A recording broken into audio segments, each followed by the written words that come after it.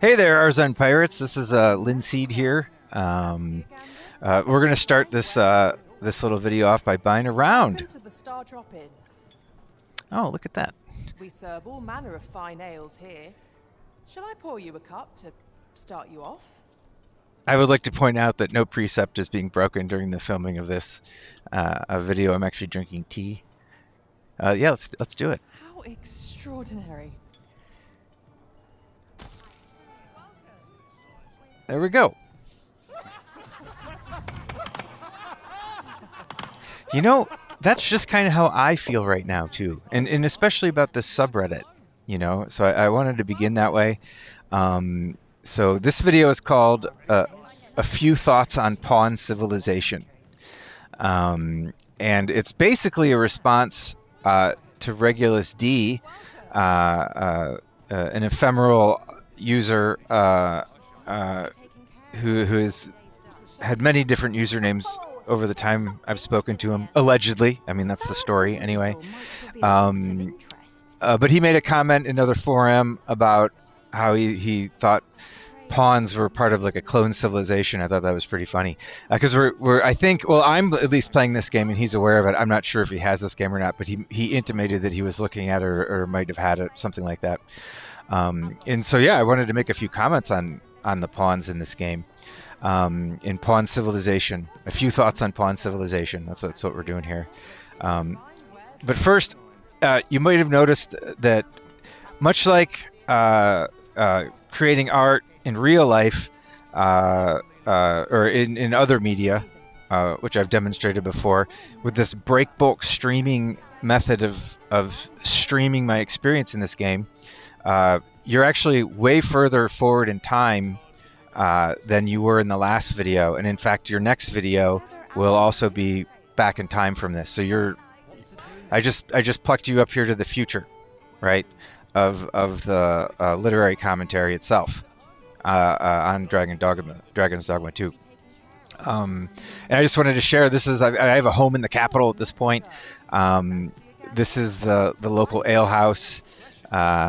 You can get your secret missions from the you're actually in the middle of some medieval espionage. I'm barely beginning that part, but your agent you talk to is in here, and obviously Cervantes here, my character, is now an archer, and Athena, my pawn, is now a fighter. So they've actually switched their roles. They reversed roles, and I went around and just put in tons of hours over the last like 4 days.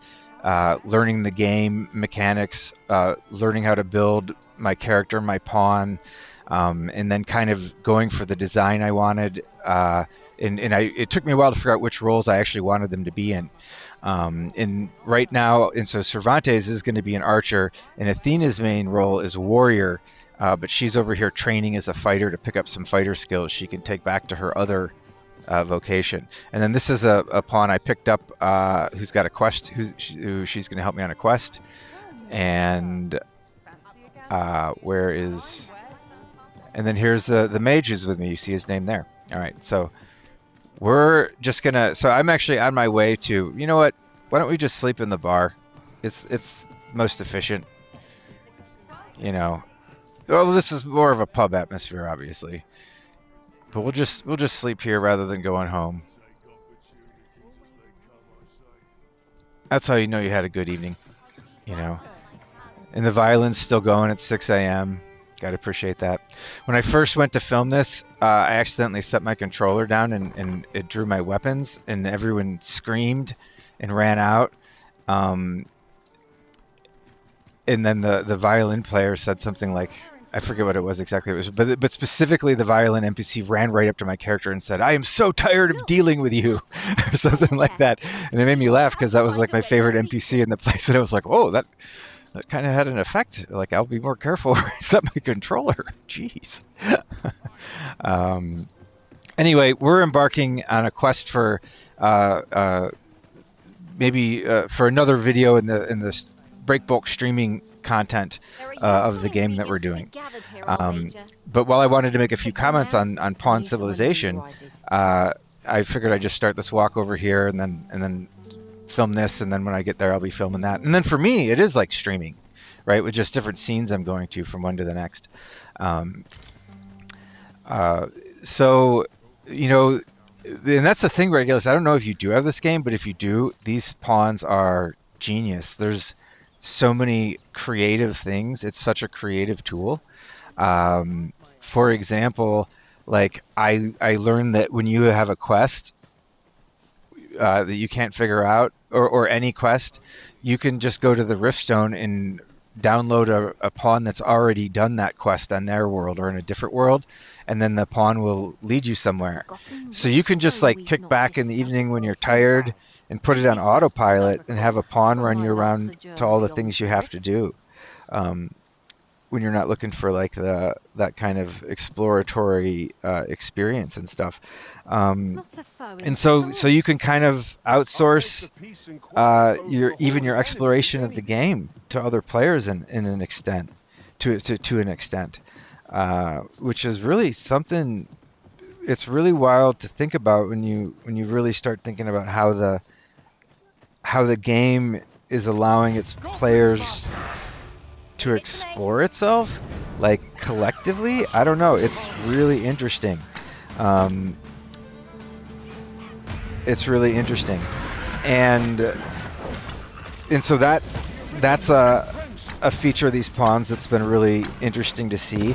And so that way, what I do is every time I find a quest, or like, you know, as I go on, I complete every quest I can, you know, so my pawn will be able to help tons of people with their quests, right? And so if there's a chance they're looking for a pawn that has done a quest in this region, for example, at this point I think my pawn's got a lot of them, you know. So Athena will be very helpful, so I can build that quest giver knowledge, you know, that quest helping knowledge, like right into her, so she can serve that function she did for, you know, Odysseus.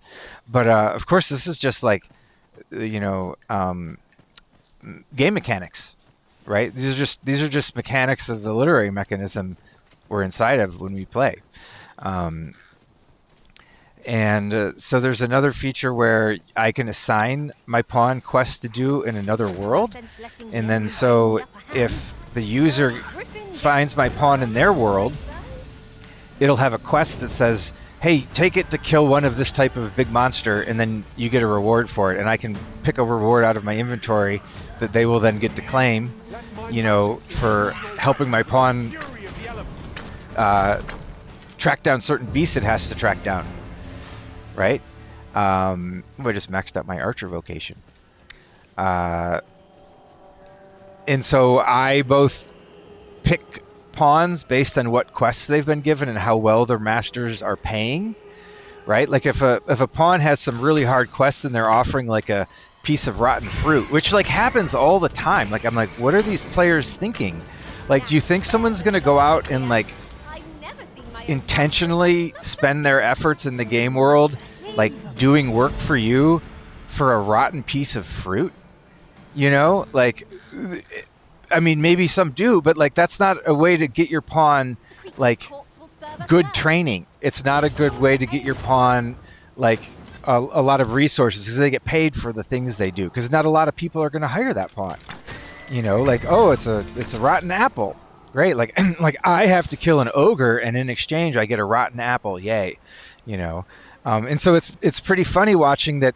Then you'll see these really well-crafted pawns come up, and they've got a quest, and the reward is like really worthwhile. And you're like, oh heck yeah, it's that person that's putting all that effort into that pawn, that like the pawn shows up, and it's like, oh yeah, like teaching this pawn how to kill a cyclops would be worth my time, or whatever it is in the game that they've asked you to do. And it's really fun. And then so you can program that from this side as well, from your own game, and you can choose a quest for I could choose quests for my pawns that will lead to the achievements and the experiences I want my pawn to have.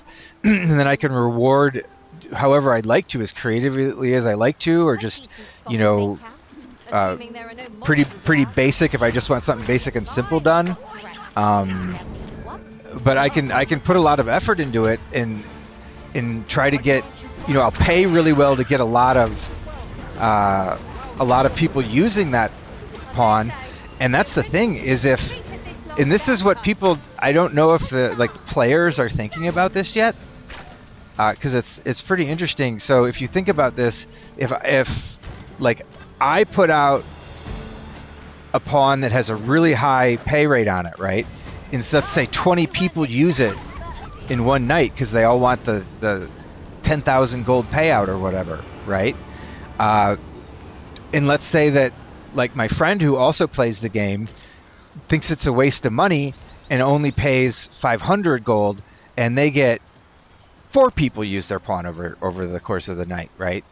And that's the thing, when my pawn comes back after being with 20 different players for a quest, and my friend's pawn comes back after having been with 4 players for a quest, my pawn's knowledge of the game board we're on is going to be 1,000 times better than the knowledge of the pawn who only got used by 4 people, right? And that's really interesting to see, because like as my usage has gone up, my pawn Athena will way more often, I'll go to some new area and she already knows there's a treasure chest there, right? She's like, oh yeah, in another world I found a treasure chest right here. And you're like, and you watch this happen and you start to think about it and you're like, well, I know precisely when a curative is needed, Master. You'll never stop. I don't like it when those random ones interrupt me. But that's just a feature of the game, I guess. Don't interrupt me when I'm talking. Anyway, by the way, this is Cervantes, my character. This is how he naturally ended up on this game board. Like, he started out as a knight in shining armor, and now he's like he's I don't know how to describe that exactly. He's switched out his weapons for bow and arrow. He's wearing something that looks more like something a samurai would wear, but made out of leather.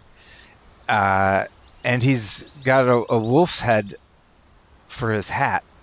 And that was emergent gameplay, because the archer, this is the 3rd class. I maxed out 2 other locations on the way to this one. And then when I fell into this one, this is when the whole game started to click and became very fun all of a sudden.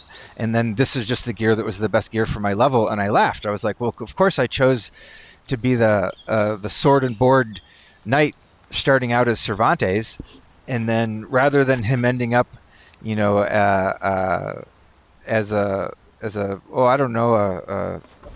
paladin who fell through time a little too far as he was in his own day, in this game board he pops out the other side looking like that's how I would dress as a satirist if I had to live in the wilderness. That's how I would dress. You know. I'm like, that's pretty good. It's a nice touches there. But then so that's what I was saying, when you think about this loaning out process of the pawns, right?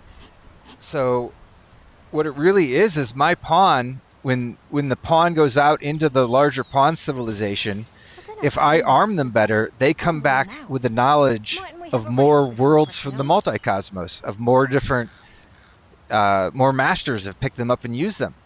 So if you look at, and that's what they call the Arisen, but so if you look at all the players as the Arisen, you know, the pawns masters out there, you start to have a cohesive network of ones who are switching back and forth and paying each other well, like paying their pawns well and getting them good gear and making sure that they have good skills that are over, like at a meta level over the normal gameplay, where they are mapping out the world of experience and then sending it out through all of these other pawns, right? At like a much quicker and a high, like, just think of each point on the game board as like just a node for data, and just think of all of the tendrils of consciousness and AI combining to create a much more comprehensive network for testing out every node and communicating knowledge about every single node on the game board. It is, Pawn Civilization is awesome. You know, it's great, and that's the thing, is like, you know, it is such a flexible paradigm, like the way they have set this up, so they get you to come in here and play this game, and then you have to learn about this idea of this pawn system from the inside in a practical sense. Like if you want to keep playing the game and having fun, you have to learn how to use these pawns and experience this and then see how this dynamic works. And then so by teaching you about this pawn system from the inside as an experience, then when you take that literary experience with you, you have that as a metaphor that is already so flexible, right? It's already such a flexible metaphor by the time you learn it, you know, that I have to be looking at this at like this type of literature is capable of transmitting knowledge to an extent we have not seen in literature yet, which is how you identify the thing that is the new literature, by the way. Like, because that's what we are here doing in Zen Pirates, is we're learning how to use video games as a medium for literary commentary. And then that's partially because this Dragon Dogma 2 thing is leading up to a big patch of content that will be about making literary commentary about Chan texts using video games, the literary technology of video games, and also making literary commentary about video games using Chan texts, right? And so and that's just that's a project that's around the corner, around the bend here in our Zen Pirates. And so this Dragon's Dogma is this exploration of this literary technology, because it's so fluid and open, especially, is about exploring video games themselves as literature and like analyzing the literary features of it. And like this is what I'm identifying as an interesting innovation on one of the oldest features of literary study, right? The pawn system, you know, and this is just a really, like, anyone who's played the game and gets into this has already had the experiences that it requires to describe anything that this metaphor applies to, right? And this pawn civilization, this applies. It's just so flexible. Like, watch this. Like, we'll just, since this is Zen Pirates and this is obviously, you know, some of the literature we're going to be looking at. Let's look at the Zen masters, right? Were the monks a pawn civilization? You know, and see, that's the thing, is because of how they did their literature. That pawn civilization would have been basically, you know, outside the triple world, right? The pawn civilization itself could operate outside the triple world. And then on the game board, right, of Tang and Song Dynasty China, which was a literary mechanism if ever there was one, you know, you have masters in their locations, you know, with their different teaching methods, you know, and then you had this constant civilizational traffic of pawns going back and forth, you know, through time and space. And let's look at it. So let's take any Zen master you want to take, but you know, let's look at it in the early game in the Tang, because the song looks less like this game board does, and so to bring the pawn civilization to the level of what was in the Song Dynasty, in the Chan pawn civilization metaphor, you would have to have a much more complicated and bigger game. Like maybe if they make $1 billion with this one, they would use that $1 billion to make a fully functional one that had as many NPCs in it as the Song Dynasty. But right now, we're the thing they gave us to work with here has more like about the amount of NPCs you'd expect in some region in the Tang Dynasty, right? That's what's nice too about the game board's made out of all the same things, right? Grass, trees, mountains. And the fun thing is they just like replaced all the animals with, like, you know, all of our mythic animals. So it's the same game board, but instead of, you know, animals we know, it's the imagination we know, you know. But it's as familiar to us as animals, right? But but so let's look at it. So take a Zen master up in his monastery on a remote mountain, right? And then like, let's say the next closest Zen community or Chan community that had a master was like, 90 miles away on another mountain, right? That's really far back then. You have like an ox cart maybe, and you have feet, just like this game has. And so when you're at your mountain, right? As the player, that's your version of this same thing. There's a regional town that's suffering with corruption and espionage. There's a bunch of border encampments that are all like, dealing with different encroachments of nature or bandits. There are several influences in the region that have, because over time there's been a lot of corruption in the last few centuries. So there's several influences in the region you might as well just describe by calling them different mythological beasts, whichever one fits best. But like, what else are you going to call some of those influences that can really get twisted, into a region's literary fabric over 2 or 3 centuries of, for example, collapsing Han Dynasty, that kind of thing. But so what I'm just saying is just like the player in the game here has the same view, each master in his monastery has the same view, right? And like, that's why one of the funny things is that a lot of the case literature is funny because it looks like a constant onslaught of pawn civilization, right? It's kind of funny, but then you see some of the other like things that they show you in the text, and you back up and look at the history of Chan through China over several hundred years, and we're dealing with a tradition that had an origin in a group of people and a culture that was unbelievably brilliant, right? Unbelievably brilliant. And I think one thing that shows that is how much humor there is already waiting for you as soon as you take this metaphor I plucked out of a modern video game, right? This literary metaphor I got from a video game 1,500 years later. As soon as I apply it to the Chan communities, for anyone who's read Chan's literature, you're just already laughing, thinking about the different masters and their teachers, and like people going to meet different teachers and stuff like that.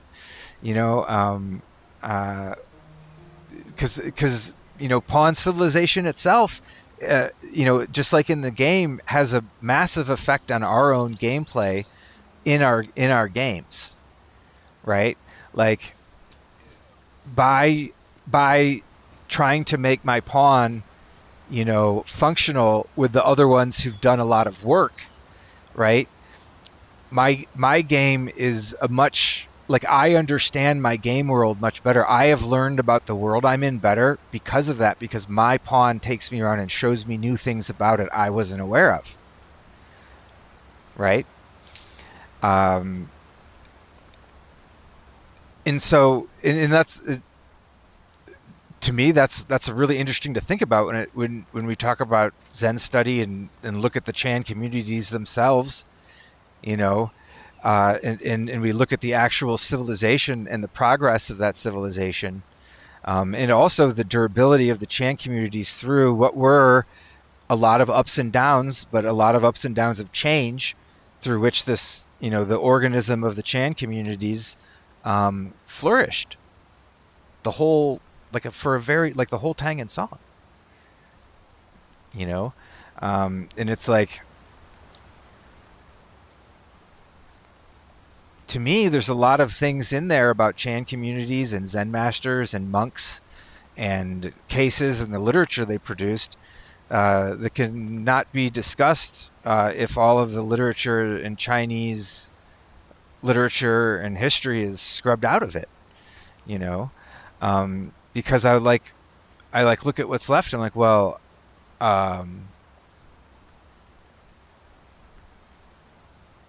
yeah, and then that's where ingredients to be gathered here, I'll wager. I bet there are too. And use them when the need arises. That's good. we'll take that as a literary cue from my own pawn. And that is how I play it in the game. I take directions from the game board, and I always walk, because as everyone knows, I like walking. I don't even really take the ox cart unless I've had to go somewhere 10 times. But that's how I lay down my knowledge of this game board, is as I walk everywhere. And then when any of my pawns has any knowledge that I was unaware of and they point at something, I always go and I follow them. And so not only has this pawn civilization and exchange ameliorated and improved my understanding of the world around me, it's actually the thing that has helped me explore that world, right? Like it has been, well, see, you couldn't say it's a guiding hand because of how it works, right? But certainly, like, I've taken my cues from the pawn civilization with almost everything I've done. And because of that system, what's great is this isn't one of these dumb modern games where you have to, like, get off the game and, like, get on the internet and look something up and look at a bunch of ads just to play the game right. You know, because I guess that's what gamers got used to over the last, like, 10 years, is they would all do that because, like, at the top of the gaming industry, media industry, there's, like, a bunch of hyper competitive gamers who it's all about winning, and then so it's all about doing everything the perfect way, which needs research, which means that gamers started designing their games around people doing research. And like, I played a couple of games, I was like, wait a second, like I thought I just bought an entertainment product, and this entertainment product is making me do academic work in order to play it. Right? I'm, like, looking things up, I'm annotating things, I'm, like, looking at maps, I'm, like, searching out reliable sources. You know, I'm like, what's going on with this? Like, is this like, why did I pay for this piece of literature if the literature itself says to understand me there has to be an attached academic apparatus to it? You know, because you're just scamming me at that point. Because I was a consumer. I'm a person who writes literary commentary. I'm looking for pieces of literature to write literary commentary on, and you're giving me something that makes me do its own homework. And then you call it, like, literature or fun, whatever, you know, either or. Like, any consumer should feel this way, I think. But then that's when you see what is a good video game, because they give you a literary experience that you can enter, and it's continuous, right? And you don't have to become a video game academic or a YouTube watcher in order to play it properly, right? The game will teach you itself without the academic apparatus attached to it, and it will do that via its own brilliant pawn system, right? Which is incredibly innovative. It is. But it's not the first take on this concept I've seen put in motion in history at all, and in literature. Like, just as a literary scheme, I'm not going to go into it, but if I sat here and wanted to think up ideas, I bet I would not stop thinking up ideas for several hours, right? If I kicked back and said, now, where in the creation of literature, in the maintenance of literature, in the exploration of literature, have I seen pawn civilization manifest? And if I just sat back and, like, kicked my foot up and started thinking about that, it would be many hours before I stopped coming up with examples, is what I'm saying. Most impressive, Master. Keep on like that. We'll be done here soon enough. A resounding success. Anyway, so another thing that is, like,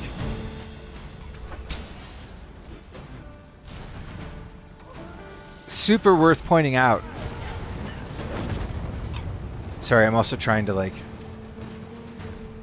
I don't like the dark.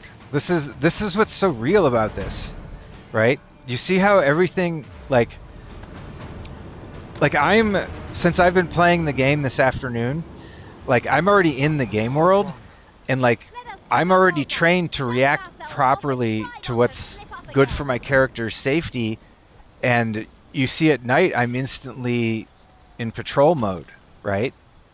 And, like, I couldn't maintain my narrative. I had to stop talking so I could look around and shift my attention to actual, like, I didn't have to think about it because this does such a good job at training your body to play itself.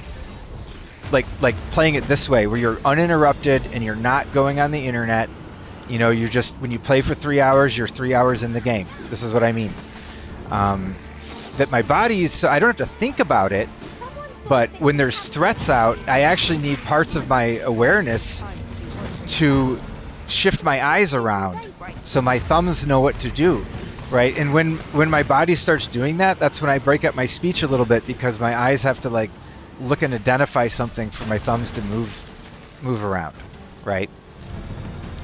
I just want to explain this for a couple of reasons. Now, one reason I want to explain that is because my next video is going to be the beginning of the actual literary commentary in this game offered up in the subreddit, right?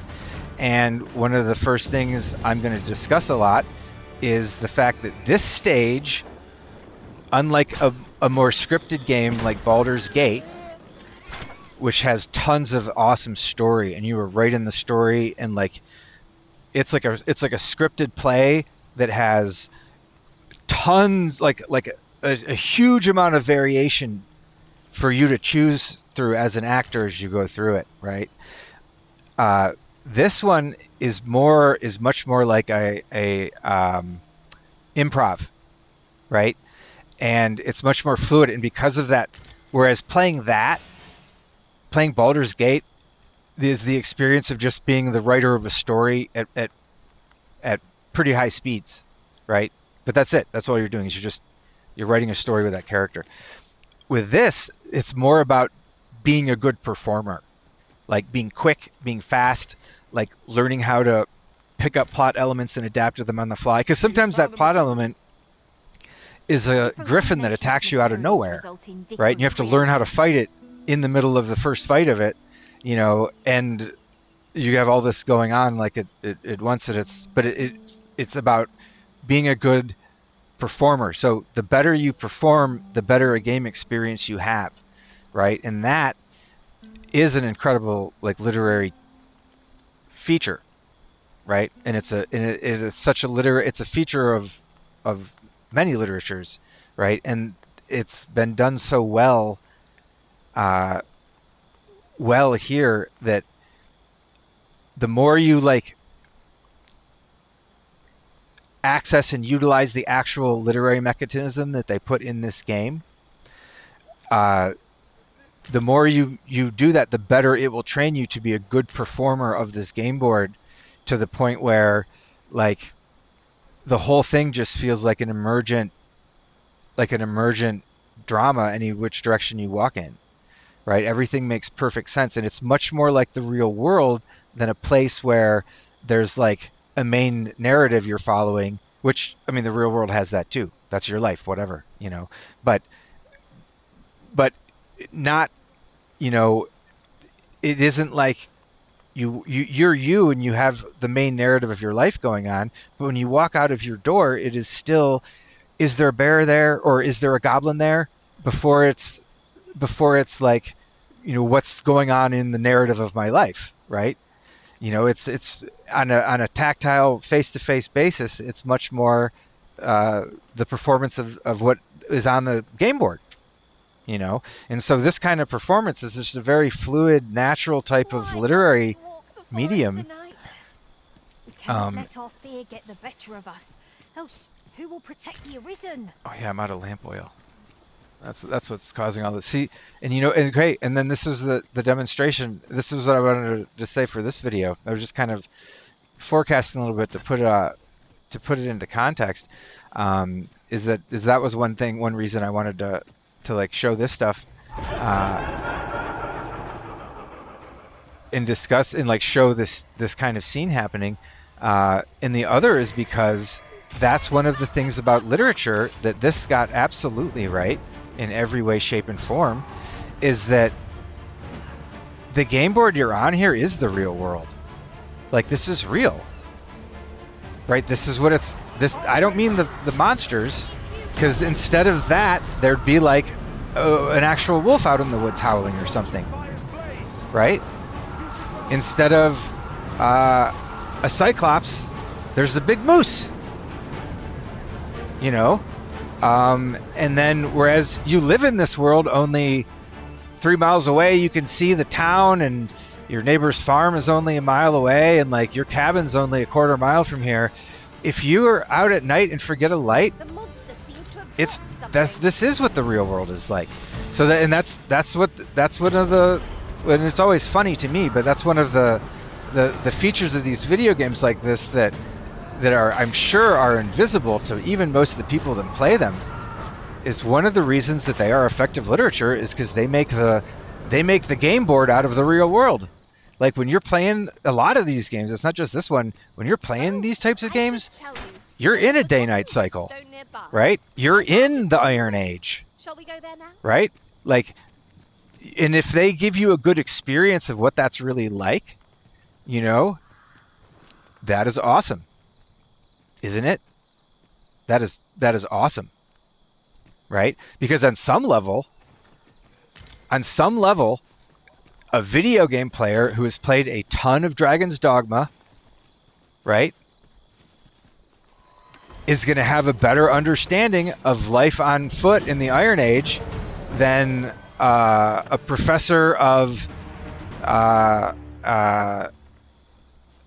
history who's studied it all on paper but hasn't ever like left the Ivory Tower, right? Because they'll be able to be like, well, they would have to deal with the day-night cycle. They would be able to intuit these things from their experiences using the same tools, but in creative, artistic replicas, you know.